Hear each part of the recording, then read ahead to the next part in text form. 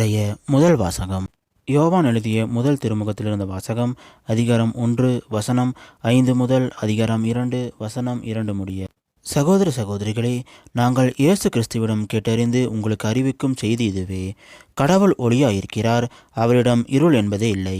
நாம் இருளில் நடந்து கொண்டு அவருடன் நமக்கு நட்புறவு உண்டு என்போமென்றால் நாம் பொய்யராவோம், உண்மைக்கேற்ப வாழாதவராவோம். மாறாக அவர் ஒளியில் இருப்பது போல் நாம் ஒளியில் நடப்போமானால் ஒருவரோடு ஒருவர் நட்புறவு கொண்டிருப்போம்.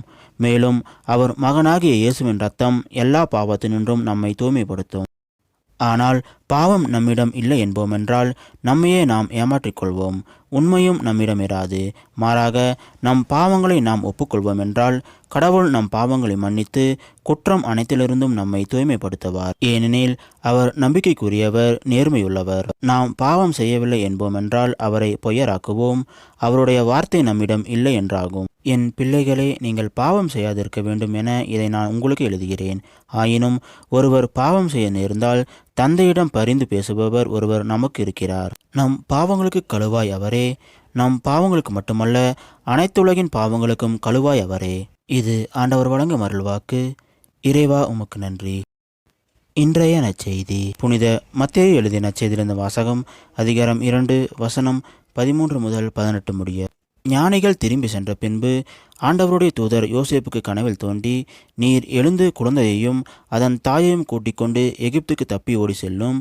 நான் உமக்கு சொல்லும் வரை அங்கேயே இரும், ஏனெனில் குழந்தையை ஏரோது கொள்வதற்காக தேடப்போகிறான் என்றார். யோசேப்பு எழுந்து குழந்தையையும் அதன் தாயையும் கூட்டிக் கொண்டு இரவிலேயே எகிப்துக்கு புறப்பட்டு சென்றார்.